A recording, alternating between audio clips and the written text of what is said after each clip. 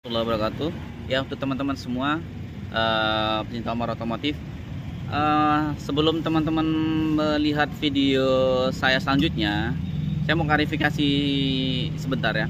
Untuk yang video saya selanjutnya itu menyebutkan pengguna Panther, pengemudi Panther. Ternyata Panther, setelah saya lihat dan saya lihat mobilnya, ternyata itu modelnya mobil Mitsubishi Kuda ya, Mitsubishi Kuda tahun udah lama lah ya, Mitsubishi Kuda ternyata mobilnya ya. Jadi untuk pengguna Panther, saya mohon maaf ya, seperti itu. Assalamualaikum warahmatullahi wabarakatuh. Ya teman-teman, pecinta motor otomotif dimanapun berada ya, hari ini tadi saya habis dari Demak ya, mau pulang ke Solo dan Klaten. Sempat ada kejadian musibah ya.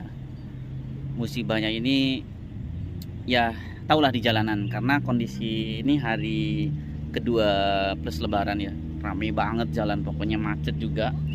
Jadi begini teman-teman, kejadiannya itu saya posisi dari Semarang ya, dari Semarang, dari tol arah Demak, itulah Demak Semarang ya kan. Terus di perjalanan itu kan ada simpang yang nanti pertemuan ya, pertemuan tolnya itu yang dari Semarang itu, terus nanti pertemuan dari Jakarta yang sebelah kiri ya kan.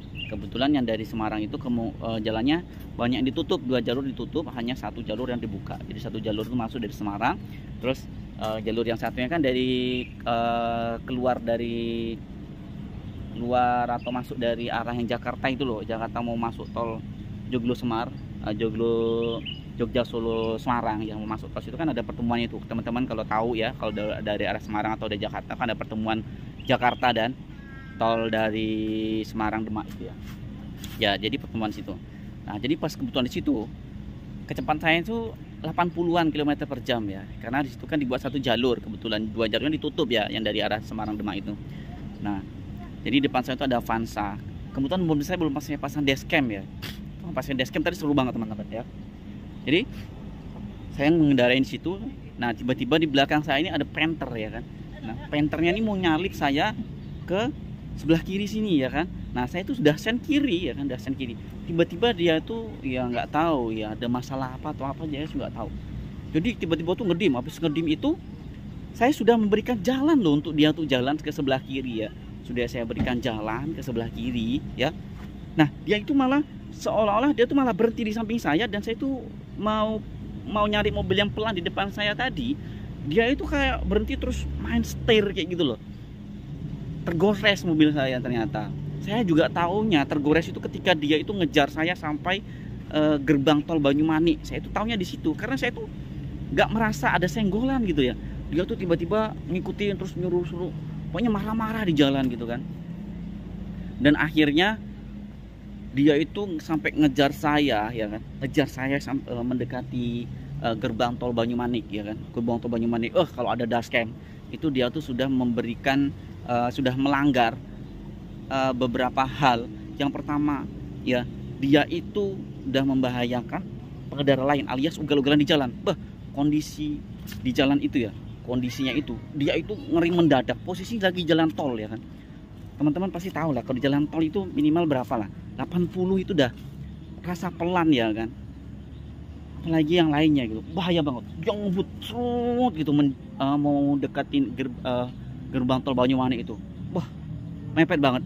Untung Allah masih melindungi saya ya. Kalau enggak tuh mobil saya depan ini udah hancur teman-teman.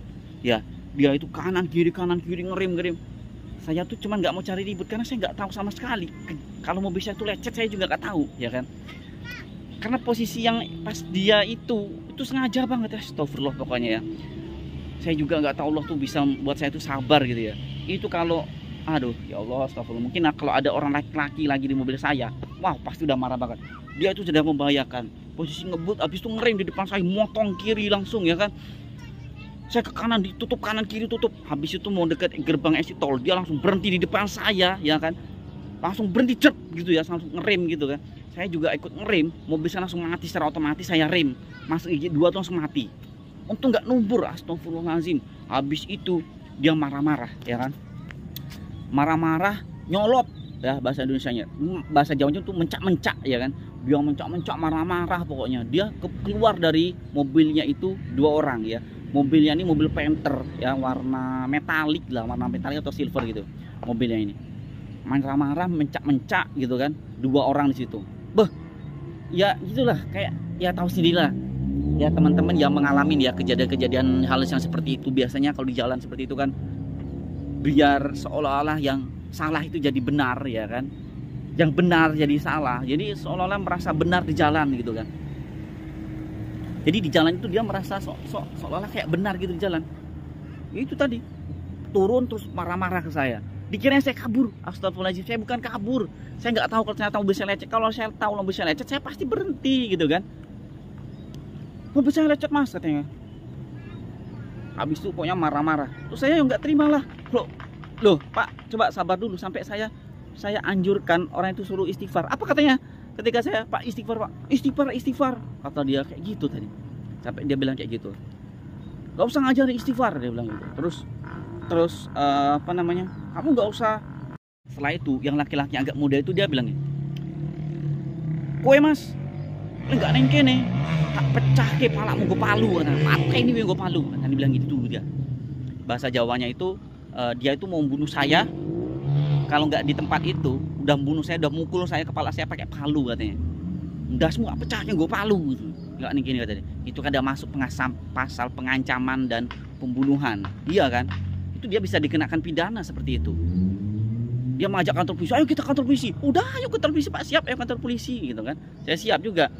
Mobilnya itu platnya aja nggak kelihatan ya kan, platnya tuh kayak ditutup skotlet gitu lah, tapi nggak kelihatan dari luar platnya itu, nomor platnya tuh nggak kelihatan, tapi dari bahasanya ya sekitaran bahasa Jawa Semarang atau ngapak gitulah tadi ya, bahasanya seperti itu.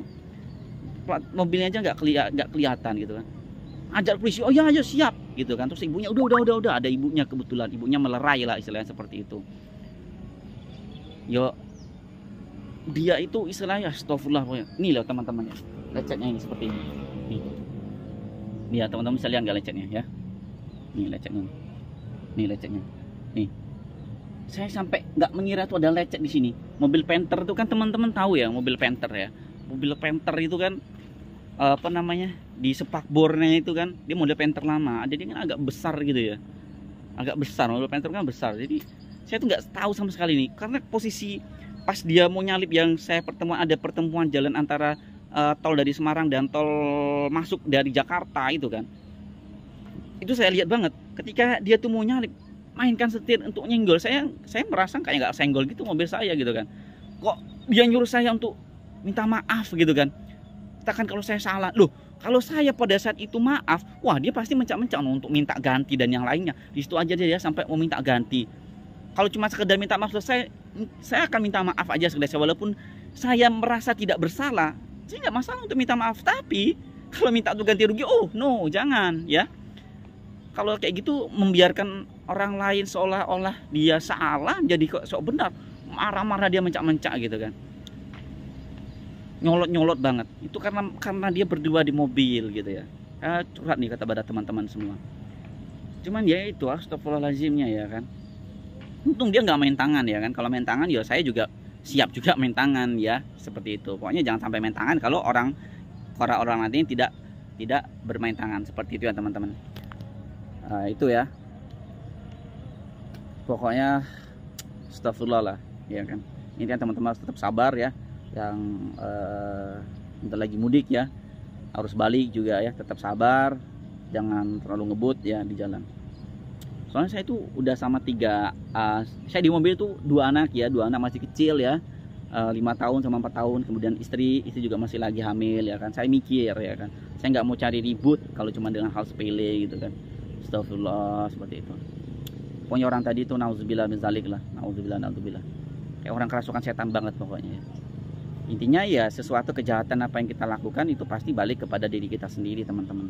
Ya seperti itu. Pokoknya teman-teman dimanapun berada, ingat selalu berdoa ya ketika mau dilibatkan Allah ya di setiap kegiatan dan aktivitas kita ya teman-teman. Ini saya sepilkan kondisi mobil saya yang lecet itu ya.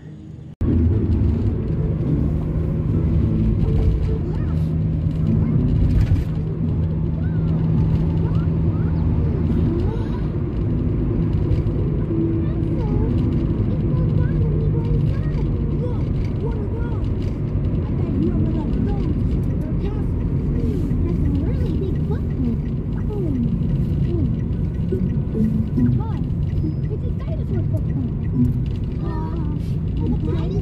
kita sama mobil dia halus mobil kita.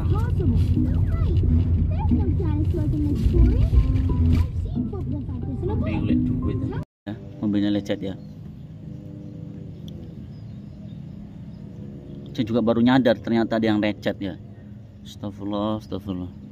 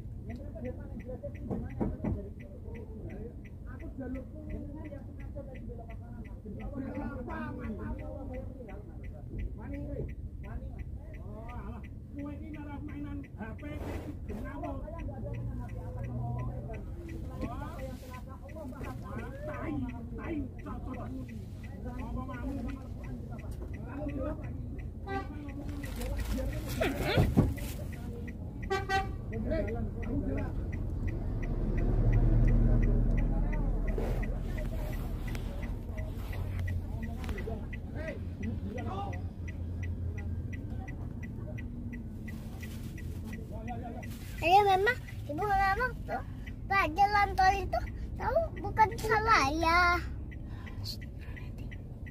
Udah diam dia. Oh itu cuma orang yang mau lewat, orangnya itu namun.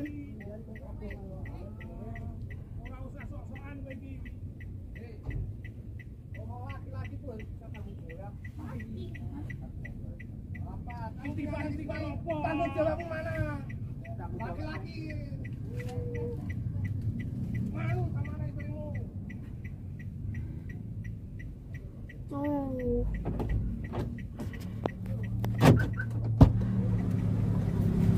Ayo kenapa orangnya tuh kayak gitu orangnya? Sudah. Manisan di Omar sudah. Bilang makasih sama paknya tuh ya. Ya. Mana Pak? Kamu rekam? Makasih ya Pak. Udah. Siapa? Ada sesuatu kayak gitu kita rekam terus ya. Jangan ada rekam paham?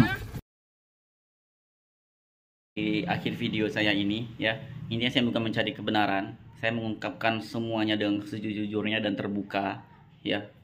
Kalau ada dashcam tadi, wah banyak pelanggaran yang dilakukan itu. Sopir ugal-ugalan, membahayakan pengendara lain ya kan, melakukan pengancaman ya. Astagfirullah. Setelah saya pikir-pikir dan saya rasionalkan ya kan, dari baretan ini bisa saya simpulkan ya, dari baretan ini ya, dari baretan ini bisa saya simpulkan bahwa